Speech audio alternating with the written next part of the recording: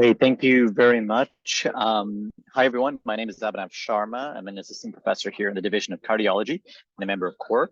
So it gives me great pleasure. Sorry, there's a bit of background noise here, but it gives me great pleasure to introduce our speaker today.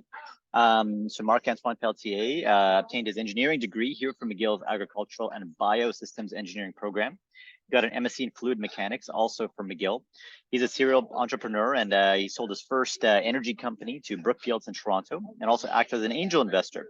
He also sits on several boards and is the principal shareholder of HopTech, where he acts as CEO, and he'll be telling us a little bit about HopTech in this presentation.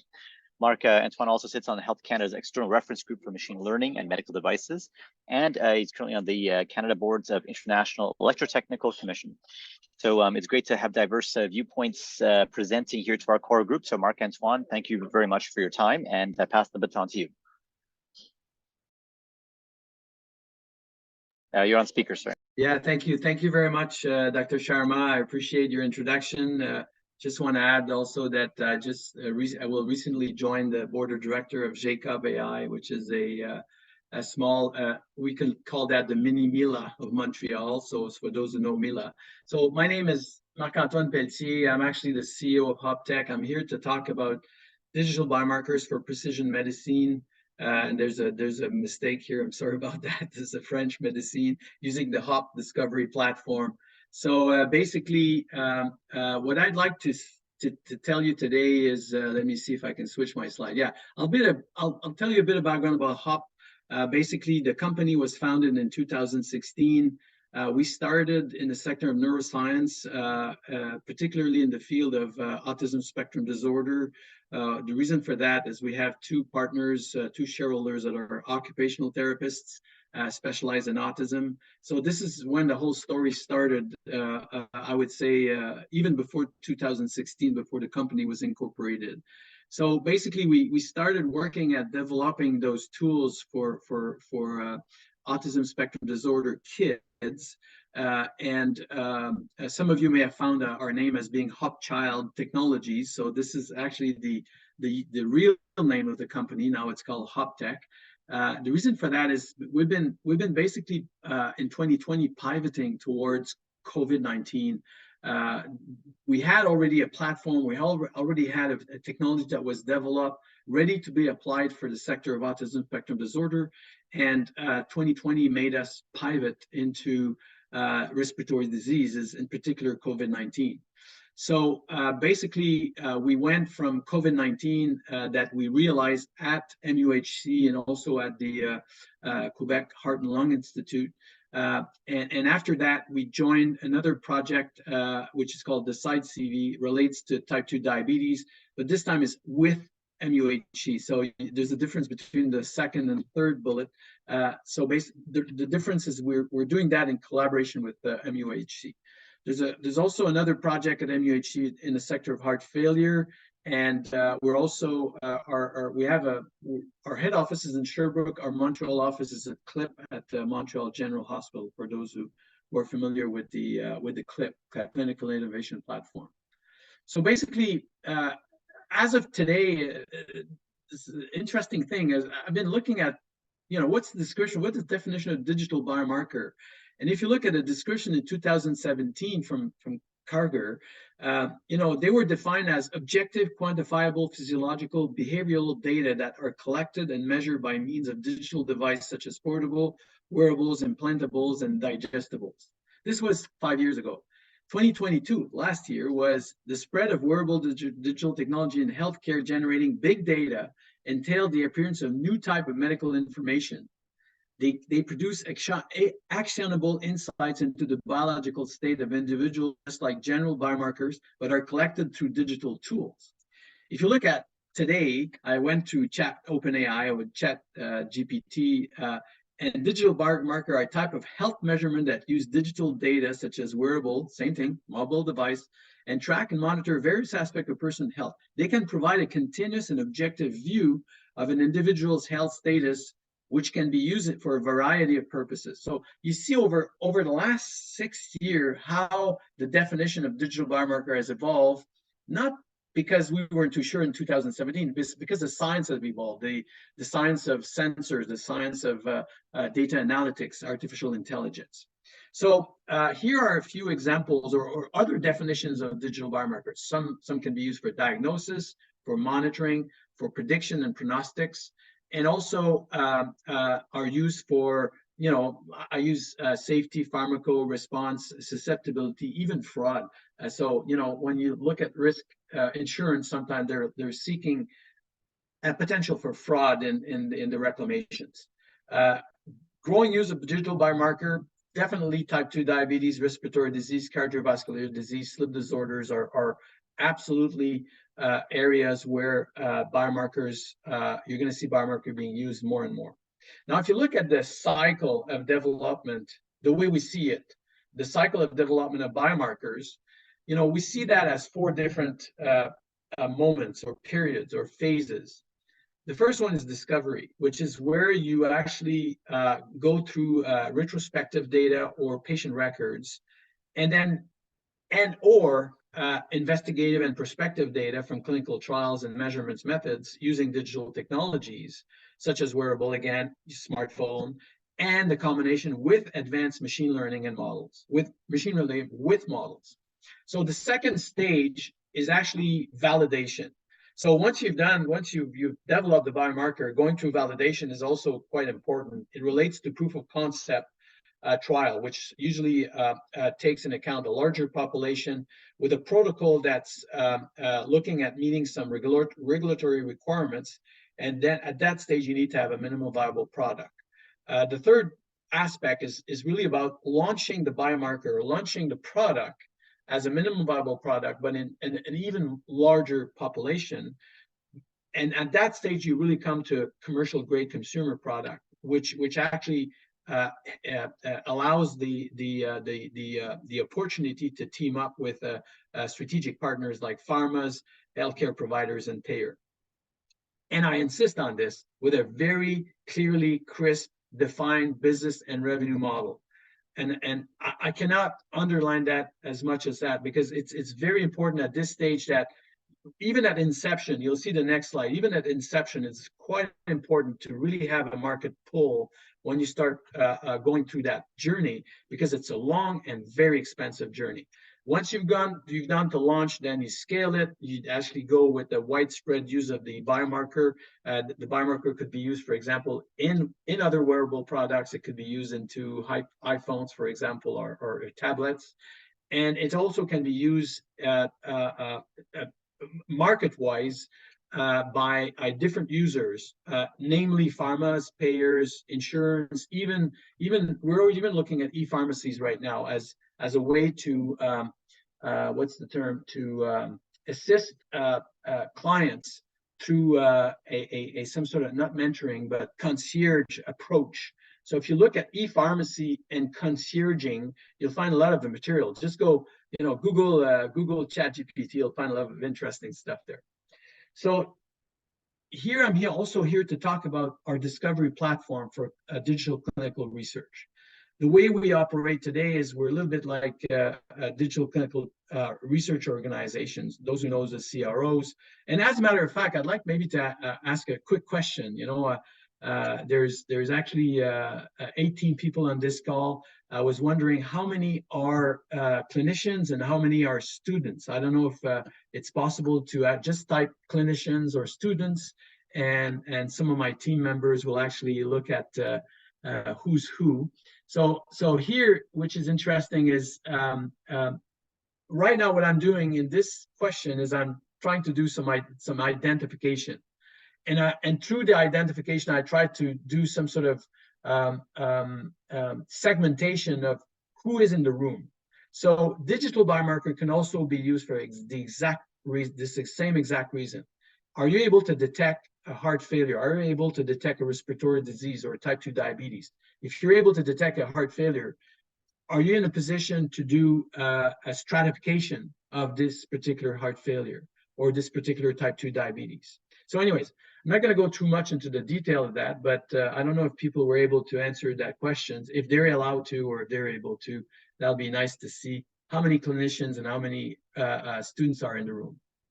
So basically, if you look at the platform itself that we've developed over time, it is a combination of wearable device, mobile application, and also an infrastructure that's able to handle the data flow. So basically, all those tools, whether it's a wearable or an app, collect data and that data is actually a link to the protocol. And I'll talk about how we build those protocols related to digital clinical trials. The top hand side, right hand side portion shows the current version of our wearable, which is what we call the V3 Hop Watch, sorry. And the bottom portion actually is you see 5 different watches, and these watches is the new version that we're coming out with, which has a liquid crystal display that's going to be able to bring additional features to being able to get a better granulometry in the data we're collecting. So let's look at the cycle of creating a digital clinical trial. The first thing really is, of course, you got the project inception. But again, I'm insisting on the market pull. When you start that project, make sure you have a market for that. Make sure you know exactly where there's a pull and how can this trial and these outcomes could be beneficial to the next steps. Just think about those 4 different steps. As a researcher, you're able to make a discovery, but there's 3 other steps you have to go through in order to make that discovery successful and being able to monetize it. So basically, we're there to work with the principal investigator. For example, we have a project with Dr. Sharma. Type 2 diabetes project is done with Abhinav Sharma. And the project, as I said, is called the Side-CV. So we've gone through that cycle with Dr. Sharma. We've looked at the project itself. We look at how can we basically determine the protocol sample size and power analysis. Then we worked on a white paper, and actually one of our employees, which actually is now into a PhD mode, Mrs. Rosa Houghton, is present on this room. She actually worked on the white paper of that project so that we could design the protocol and then get that protocol approved by McGill-REB. So these are very important steps before you start doing the clinical trial execution. And obviously, the execution is actually driven by the outcomes. So if you look at, for example, I'm just showing a picture here where you've got the the wearable that's creating that's generating some data. This is one of the dashboard that we have on our application. But also, it's a dashboard. Keep in mind that the data is actually sent into a biorepository so that it's further analyzed through using AI models. So here you have the critical path of data flow on the right-hand side, where you've got the infrastructure of the clinical trial, and as you go along with the data collection, you follow this critical path of data flow. Now, data flow or data generation is one thing. Data flow is another thing. But let me explain to you a bit more how we go from data to algorithm. So algorithm could be very, very simple. You could have a quick formula based on a few statistical analysis and come up with an algorithm. But in our case, we collect an incredible amount of data from those trials. So I just want to check my time here, and I'm fine. So if you look at, sorry about that, I'm just going to go back to this particular slide. So when we go from data to algorithm, there's many steps we have to go through. Once you've done the recruitment, the segmentation, and you got the consent from this patient, for example, or this individual, if he's part of a control group, then you start doing data collection. In that case, you've got sensors that are involved. You've got questionnaires. You've got also the patient record that is involved. So basically, you're going through as much data as possible and as much labels as possible, so that you're able to start building the framework of the data flow and decide eventually, and pretty soon decide which model you're going to start using in the sector. There's many different models that will lead you to these algorithms. So basically, once you got the data, data is one thing, but data cleaning, data clustering, data aggregation is another thing. There again, you have algorithms that will help you provide or get as much as you can from the data that you've been collecting. So data collection is one thing. Once you got those data, you need to process the data in order to come up with cleaner data. Oftentimes, you'll generate 2 or even 3 times the amount of data that you did generated originally from the sensors in order to start feeding those particular models. So what are those models for? Obviously, the in fine reason why you've got those models is to create a predictive algorithm. And these predictive algorithms have, will basically provide you with information about their robustness and about the fact that they would be less, I would say, not non-biased, but less biased. We know that there are some bias in this, the way that algorithms can be built.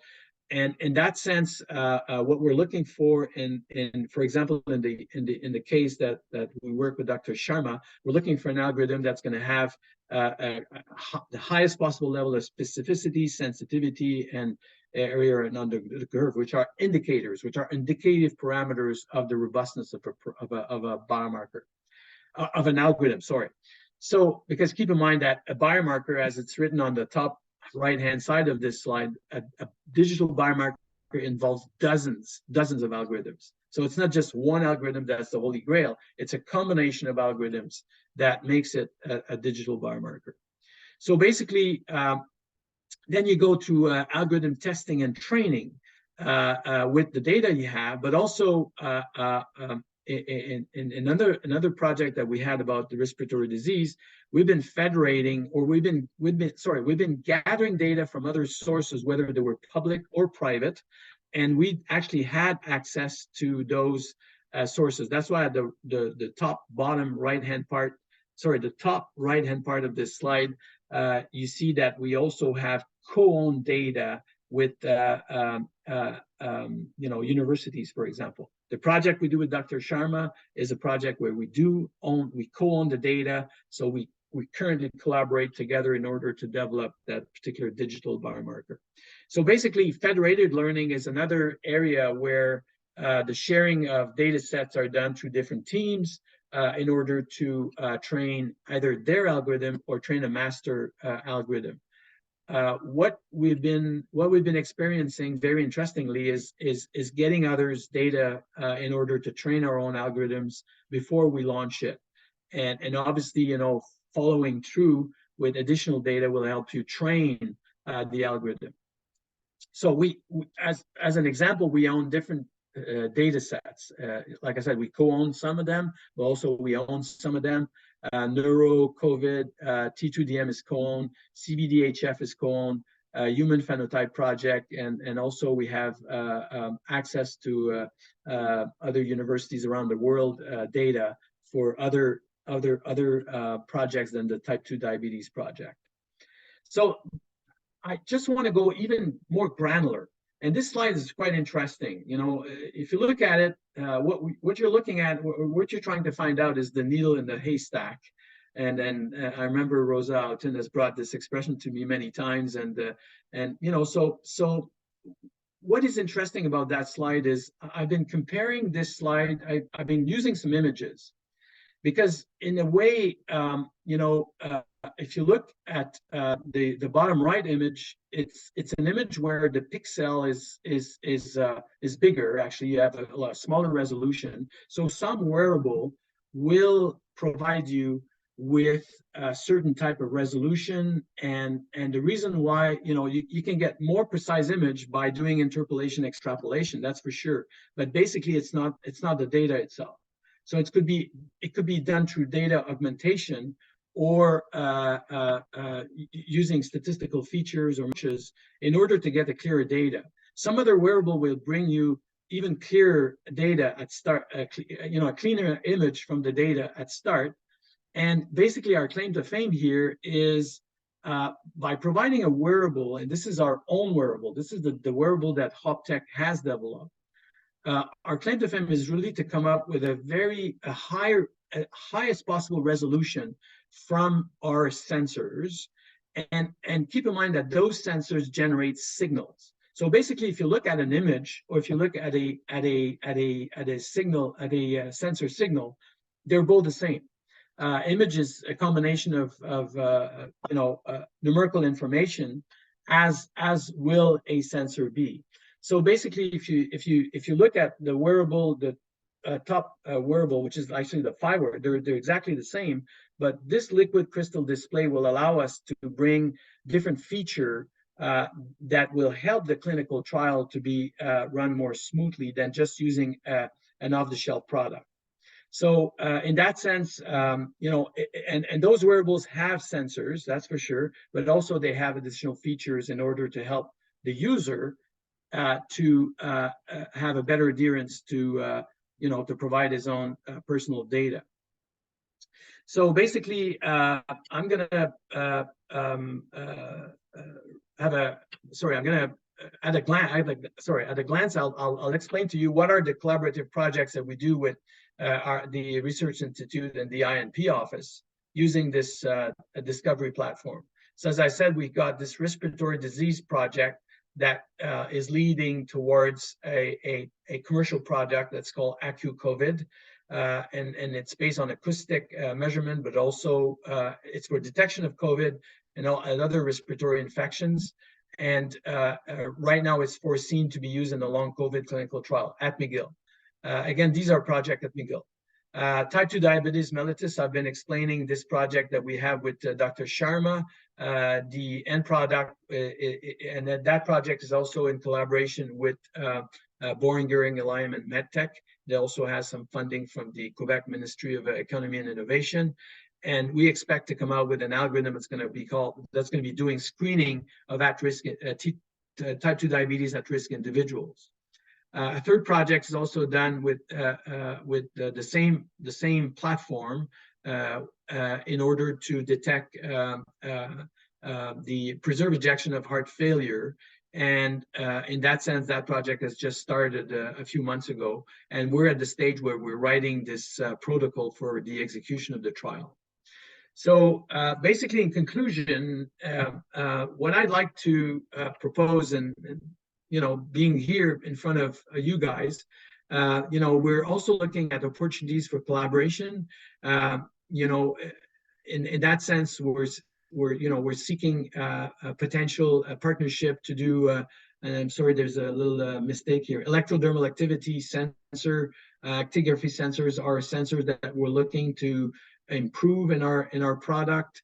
Again, I'm not going to go through the details of it, but we do have those sensors, and we're looking forward to always improve them. We also have potential for projects to do edge computing and quantum computing. We just signed an agreement with the new quantum computer of IBM that's going to be installed at the University of Sherbrooke, and they're looking at basically using HOP as being one of the digital health companies that could be used as an example, as a model to do data security using that quantum computer. Also, we have, and that's actually in the Side CV project with Dr. Sharma, we have an outpatient clinic which actually is seeking, and again, I'm sorry about those little mistakes I see on the slide. We're seeking some people that have knowledge in economics and time and motion study. Dr. Sharma could be able to explain what his needs are, but I think that could be interesting for some of you on the line. Lately, we were informed by Dr. Louise Pilote, who's also a deputy director at the Research Institute, that the government of Canada announced a new clinical trial consortium training platform, and there's going to be a conference in Hamilton in April, where we expect to be, and we would expect to present maybe one or two more projects at that conference, because this conference will receive this actually consortia, which is called ACT for Accelerated Clinical Trials, has received a fairly large amount of funding, and they're going to go after the conference. They're going to ask people to present their proposal in order to be funding some projects. So at this stage, I'm pretty close on time. I planned 30 minutes, and I was hoping to go through another 30 minutes of Q&A. So that's it for me, and I hope you appreciated the discussion. Thank you very much, Marc-Antoine. So we have a question from Dr. Dasgupta. Perhaps, Kabir, if you're still on, would you want to sort of ask your questions verbally? Sure. Thank you, Marc-Antoine, for joining us. And you know, I'm a co-PI on that CanTrain grant you were talking about, as are some other people here. Sushmita has been involved, so it's very exciting. And we all, I do use Fitbits and digital scales and so on in my research in type 2 diabetes. What I'm trying to understand is it wasn't clear to me. So you have sensors that are part of the suite of services you have, and then you also seem to have AI algorithms that you're developing. So, you know, how do you, what is the nature of your collaborations? You know, many of us are used to trying to, you know, scrounge up money, and we get grants, and then we have kind of service providers. But your relationship seems to be a bit different. And then, so I would just like to understand that. And then when you talk about co-ownership of data, I'm not fully following what that implies. So if you could, kind of expand on that. Very good question, Susan. I appreciate the question. I'm Kaberi, not Susan, but yes. Sorry, Kaberi, because I see Susan right below your name. Sorry about that. Okay. So, Kaberi, yes, there are three questions. But let me answer to you how we've been progressing from, you know, paying DRI to run a trial to become a collaborator, to do collaborative research. So the COVID-19 was a project where we came in, we made a check to the Research Institute, we had people working on the floor, we got the data, we own the data, we own the IP, thank you very much, goodbye. But after discussing with DRI, we realized that there's really interesting opportunities for us to work together and to bring together our background intellectual property in order to generate those data in projects that could lead towards you know, commercial product. So to answer your second question, co-ownership means that we generate the data using our sensors, our applications. So basically, if you look, for example, at you know, if you work with Fitbit, and maybe I can return the question to you. Is the data, do you actually own all the data that's generated from the Fitbit? Or you have to store it somewhere in a data center, somewhere that will release the information as you need it? So we pull the data. And you pull the data. Okay, so yeah. that's a very interesting example. So basically, at some point, and we've gone through Apple as well. We've gone through the Apple, the iWatch procedure, where you have to share to Apple the not the consent, but the authorization for the protocol before they would allow you to use their watch. I mean, this is bizarre. And then you actually take an Apple Watch and you generate data that's not necessarily stored in a Canadian data center. So in that sense, what we try to do is we try to be very, and data ownership means that it's between the RI and HOP. The data is owned between two parties. There's no third party in there. And that data is actually used for both parties to take advantage and actually go out for commercialization. So I don't know if that answers your questions. No, I mean, I think that's an interesting answer, because in a way, if I understand what you're saying, is that you're providing more assurance than perhaps a larger multinational that the data are stored within Canada and that we have clear rules around it. I'm just trying to understand the advantages and disadvantages here. Short answer is yes. Okay. But at the same time, I guess from a clinician scientist perspective, if, you know, for the studies that I do, we develop interventions and we use these technologies as part of interventions. And then ultimately we want there to be uptake. Like we're not that interested in commercialization per se, but we want use. So there, I guess the concern would be certain types of technologies are already widely available that people Yeah. could use, whereas this is an emerging company. So how would one kind of navigate that, that people can kind of go online and order a Fitbit or an Apple Watch, albeit at a bit of an expensive price, versus this sounds like it's a bit more research centered. Am I correct? Well, we actually developed the tool for our own purpose. Keep in mind that when we started with other people's product, and we realized that they weren't fit for purpose. So we decided to build our own wearable. So that's how it started, 7, 8 years ago. We said, hey, we're going to build our own wearable. We're going to get our own data, our own signal. We're going to be able to tweak in the microcontroller so that we have access to the firmware and do exactly what we can do in order to personalize the design that will suit our protocol, or make these sensor as flexible as possible so that we fulfill our protocol requirement. Now, that being said, yes, we're a startup, that's for sure. The product is actually oriented towards research. Here, I did present a platform that's called Discovery. We have another platform that's called Rapids. And the Rapids actually stands for real-time assessment of pre-symptomatic patient and individuals through identification and stratification. So we're not using this wearable for a physician or a JP to take a decision or make an act. We're actually trying to keep ourselves as upstream as possible as the JP's decision process, and in that sense, we try to put ourselves as far away as the liabilities that goes with it also. So our positioning here, if you look at it in a more global way, our positioning is really towards prevention. It's really towards early identification of at-risk individuals. Now, in that sense, the product is going to become more and more robust as we're going to sign agreements with large companies, for example, which are going to adopt the product for their own purpose. In this case, I'm making a presentation to researchers, to principal investigators.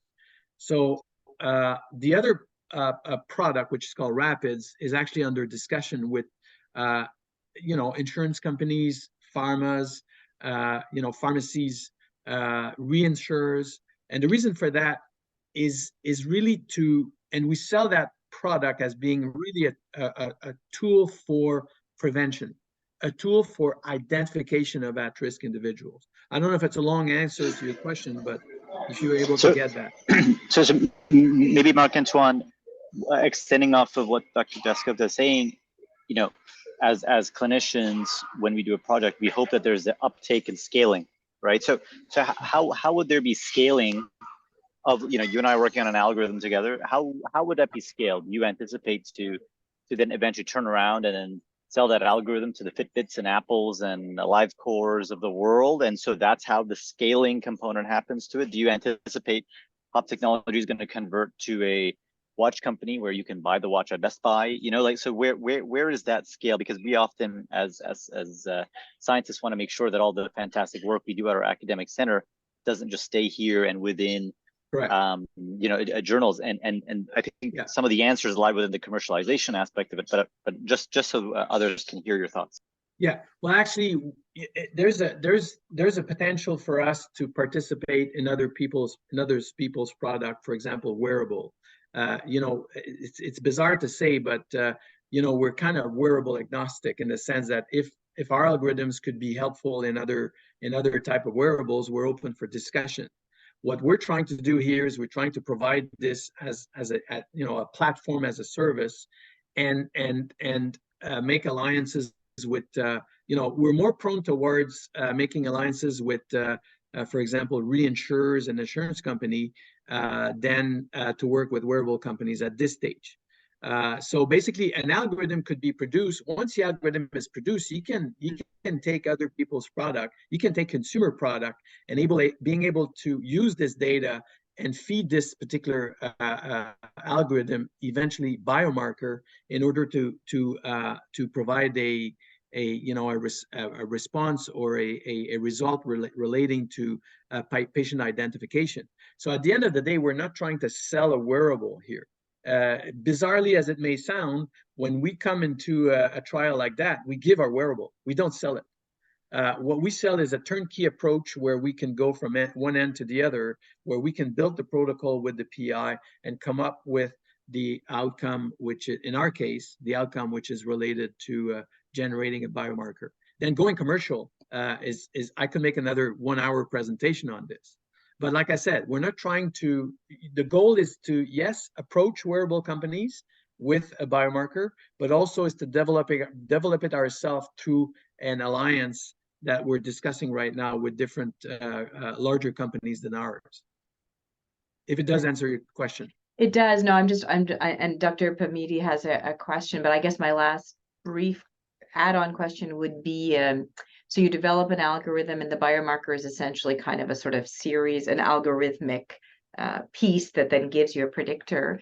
So Dr. Sharma, for example, is working with you. So does he co-own that algorithm? Yes. Or yes. Okay. Yes. Yeah. Sushmita, go ahead. Actually, it's the RI that co-owns, and then the RI has an agreement with Dr. Sharma. Okay. Hi, thank you. That was a great presentation.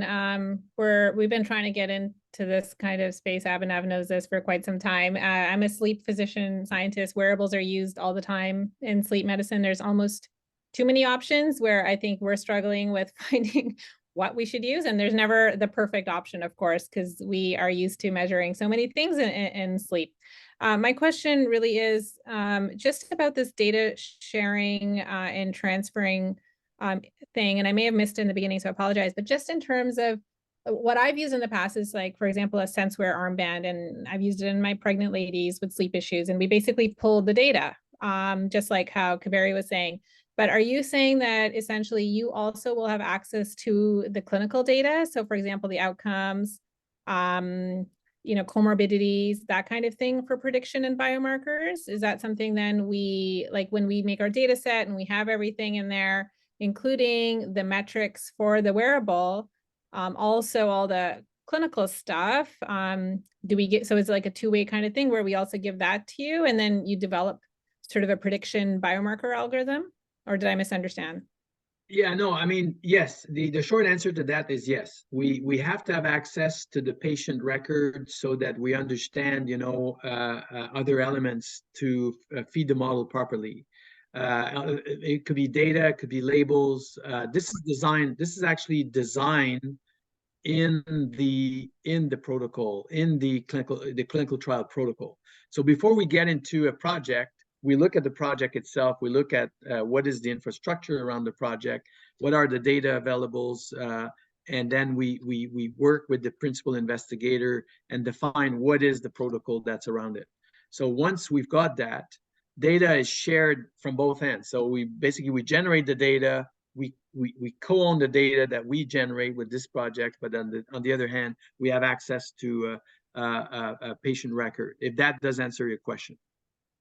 So that does answer my question. And then I guess I'm just thinking, if you're doing multiple different projects, your data set is going to be quite larger than the individual investigator. And if there's other variables that are similar between studies, how do you kind of capitalize on that to improve your algorithm, improve sample sizes? Like, are you looking at that, or is that not an issue yet?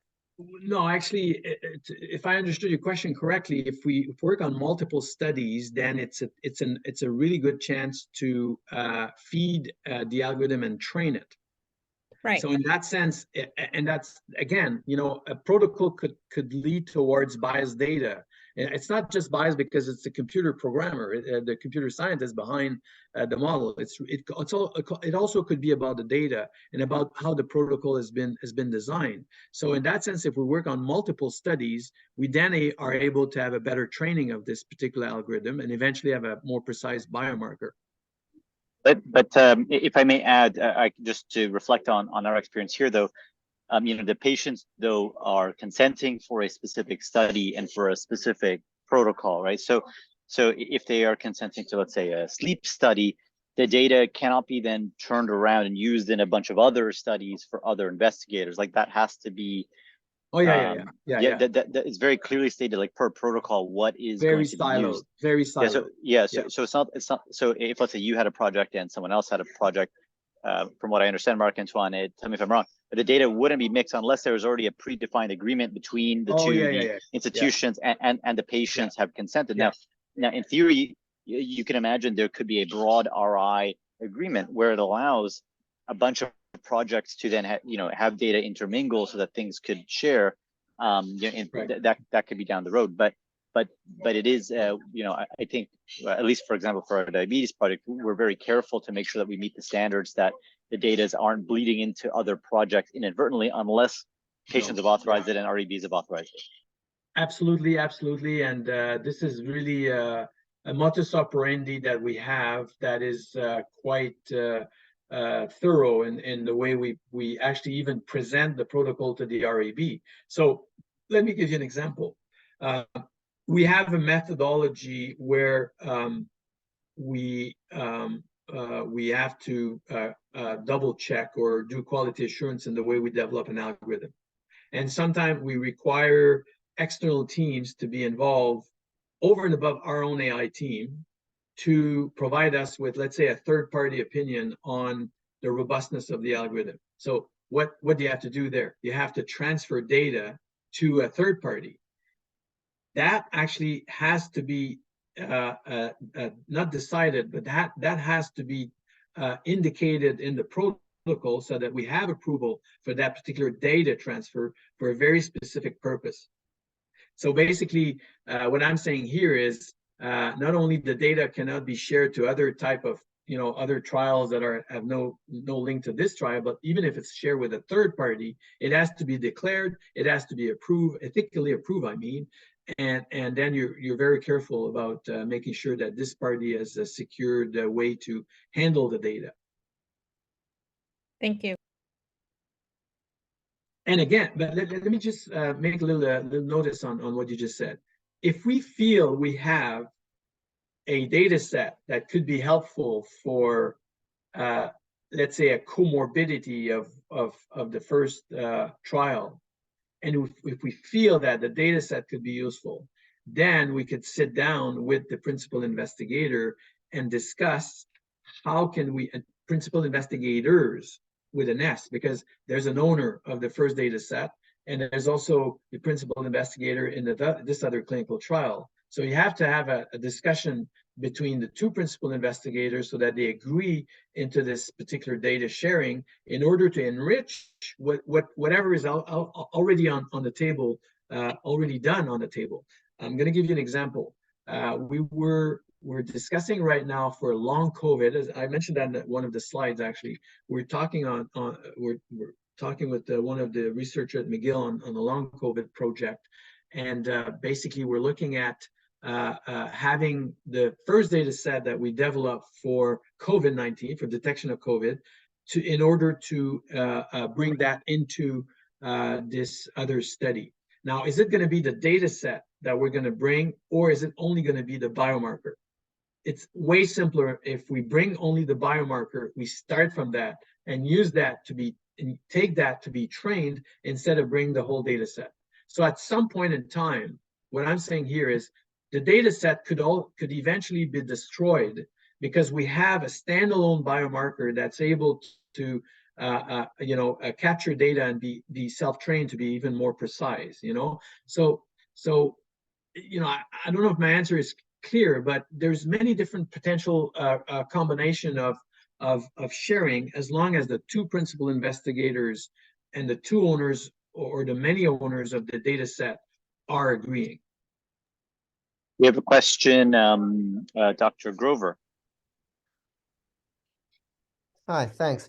I have a couple of questions for you. When I've worked with digital data, whether it was data that came from an Android phone or come on, get away. Sorry, that's the.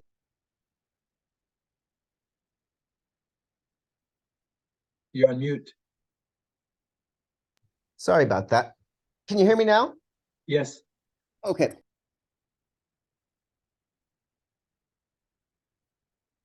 You're on mute.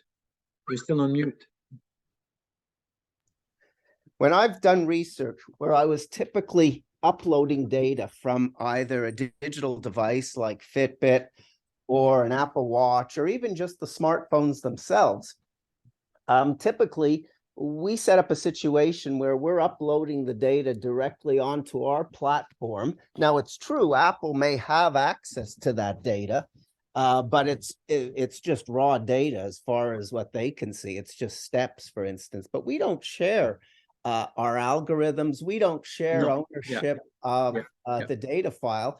As far as I'm concerned, we're the only people that actually have access to that data. So I'm not quite certain what the advantage is of working with a group where we co-own the data. Well, actually, like I said, you know, if you actually, and that's a really good question. You have raw data. So you have all the tools to transform those data and those signals into cleaner data, number one. Number two, when you have the raw data, is it a data that has a high resolution? Well, I mean, typically the sorts of data we're talking about is, you know, it could be something like activity data, or it could be heart rate data. But as far as we're concerned, when we're the particular, you know, whether it's let's just say it's an Apple Watch, as far as we're concerned, the resolution on the heart rate and the steps is about as good as it is from any other device. Wouldn't you agree? Well, actually, I do agree. When you compare commercial off-the-shelf consumer products with other consumer products, I do agree.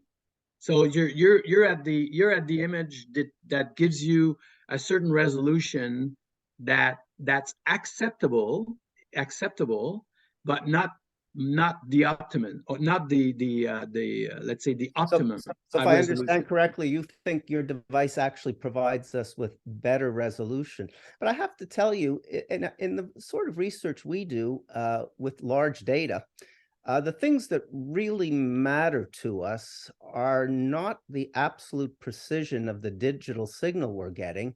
It's really big numbers. In other words, lots and lots of participants in a study. So when you talk about things like AUC and sensitivity and specificity, what drives those sorts of analyses is typically not the precision of the data that we've gathered, but the actual numbers we have and the number of outcomes that occur. And those are the things that really tend to matter to us, because as a general rule, we have statistical techniques to try and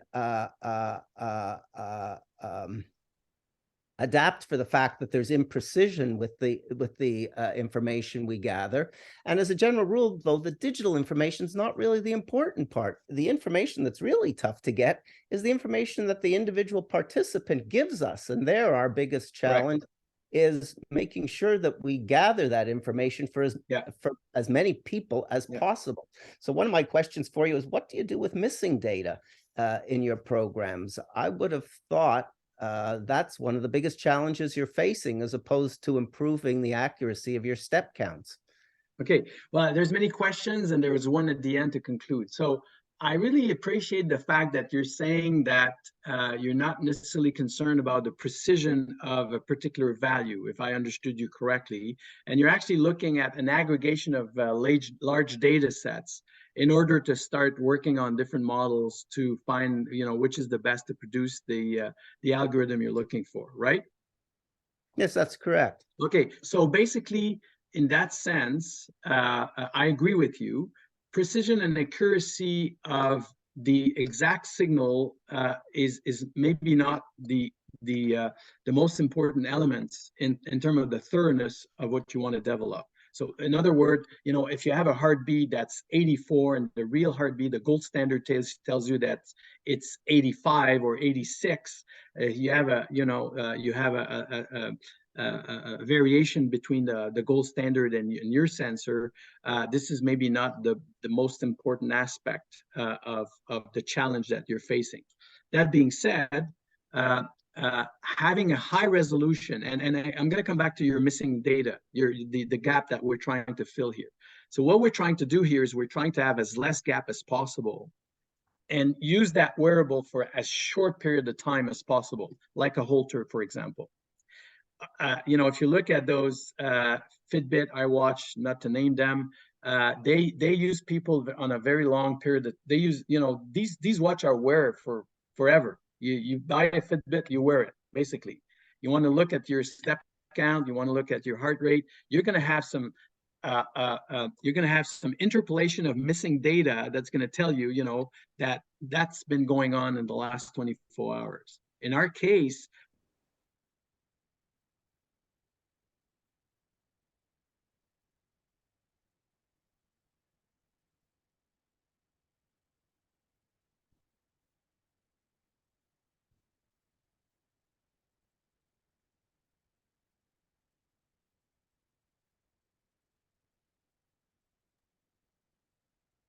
There's a bit of a freeze there. Yeah, I thought it was Perhaps you maybe can on my explain- side, but he seems to be on his side. Why don't, from a researcher's perspective, perhaps you can explain to us how you're using this technology to build a better algorithm for diabetes, for instance. I think a lot of it depends on the exact type of signal you need and the precision of the signal you need. So if all you need is like step count, total daily activity, you know, some basic heart rate data, then absolutely heart rate, Fitbits, Apple's, it's totally fine. A couple questions that do arise is actually where is that data going? Even though the participants may be sort of de-identified on the watch, like the Apple may not know who's wearing the device, but exactly where that watch is going or where that data is going is a little bit unclear. The data is only going to us, though, the research. No, but that's not true. It depends. Are you prospectively consenting and putting watches on people, or are you taking commercial watches and sending that to you? It's slightly different because that participant may be wearing that Apple Watch here in Canada, but that data is going to the US or Europe somewhere. You actually don't know where that data is going. So No, but that's the actually important part, but the data itself is pretty useless without the clinical context. And as the researchers who enroll the people in our studies, we're the only ones that have the information about the clinical context: age, sex, background medical problems, what drugs they're on, that sort of thing. right. So their step counts are pretty useless, even if Apple has access to their step counts, let's say. yeah, Right. but actually, so go ahead, Abhinav. So just to quickly respond to two components, the issue often results again in a lot of the regulations around still about where data is going and how identifiable or not identifiable it is. So that's actually something we need to be very careful about in terms of how the data is being transmitted. But seems to your more precise question about it really depends on the clinical question you're asking or the scientific question. If the data is what are their step counts and activity and heart rate, then I think things like Apple, Fitbit are great. But if you need to know, for example, the specific PPG signal waveforms that are coming in on the device in order to develop AI algorithms that can transform those waveforms into a diagnostic or predictive algorithm, then you may need a different precision or different level of equipment in order to do that. Because, for example, the data you may get from an Apple Watch, for example, may be transformed in so many ways that you can't use that data really in any meaningful way, for example. But if the question you're asking only relies on step count and physical activity, then that's great. But if you need something else, or if you need more specific data, then going with a device like HopTech or other companies that can give you that type of precise data that can allow you to transform it and put them into algorithms in a more precise manner, that may be better. So it really depends. What sort of data are you collecting, and how are you analyzing it to help you develop an algorithm for predicting diabetes? Okay, well, I'm just going to go back to your previous question, if you don't mind, because I lost the signal for a second. You know, one interesting thing, if you look at the presentation I made, is we have a wearable that's not just getting sensors, but also gathering information from this particular patient through you know, tailor-made icons that can be put into a liquid crystal display. So basically, if the protocol requires the person to put a toggle or to answer a question, whether it's a standardized or non-standardized questionnaire, this is also additional data that we add as a layer to the sensor layer data signals. So basically, that also is helpful. As far as the type 2 diabetes, I would say that it's a blend of information that we gather from different sources. And in that sense, I would say that there's a little bit of sensitivity in terms of the response that I'm going to put. I don't know, Abhinav, if you want to go in this direction, but you know, once the algorithm is developed, I think it's going to be a great moment to explain, you know, how we got to that point. But you know, we have a white paper that, you know, to answer the question, I would have to send you a 40 pages white paper in order for you to look at our hypothesis and look at our rationale and look at how we've been building the protocol and the sample size. So, you know, we just to make a long story short, because we have a very high resolution, we feel that we're able to come up with the results faster, cheaper, better, with less amount of people if the protocol is well designed. Yeah, but let me ask you, even if we believe that's true, wouldn't that mean that in order to use the algorithm that Avenue is developing, someone's going to have to buy your apparatus in order to do the same accurate, precise measurement? No, because once the algorithm is developed, you've reached the outcome. You've reached what you were looking for. The algorithm, keep in mind, the algorithm is there to be aggregated with other algorithms to come up with a digital biomarker. So basically, an algorithm is not a digital biomarker. If you look at what it is, what it was 5 years ago, you could have said an algorithm is a digital biomarker. If you look at the description that as how it evolved over the last 6 years. So if you have an aggregation of algorithms together, you make a digital biomarker. Each of these algorithms can be improved by being trained with additional data.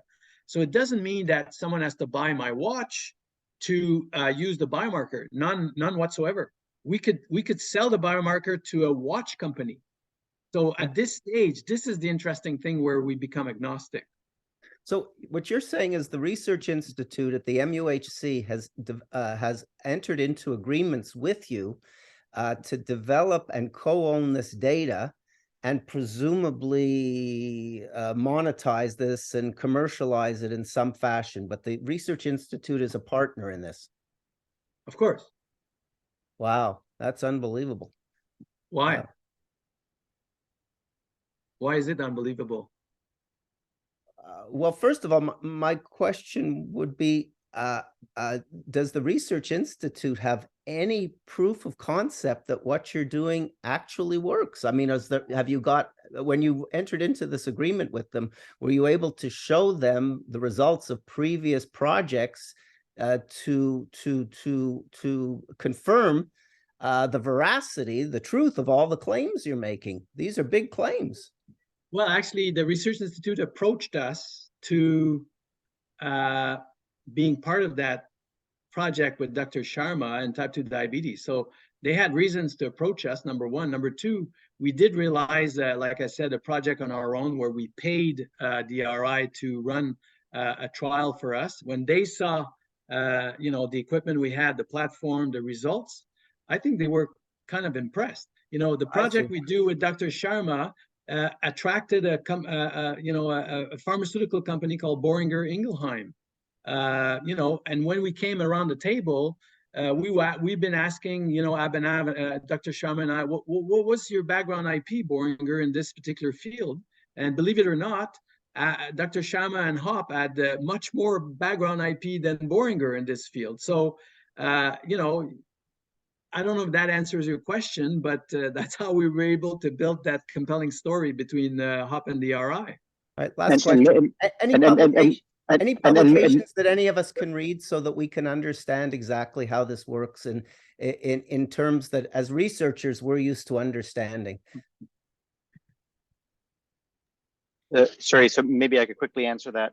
The agreements also came on the backing of MedTech funding, which was public peer-reviewed scientific funding, which added additional layers of scrutiny and veracity to sort of the projects that were ongoing.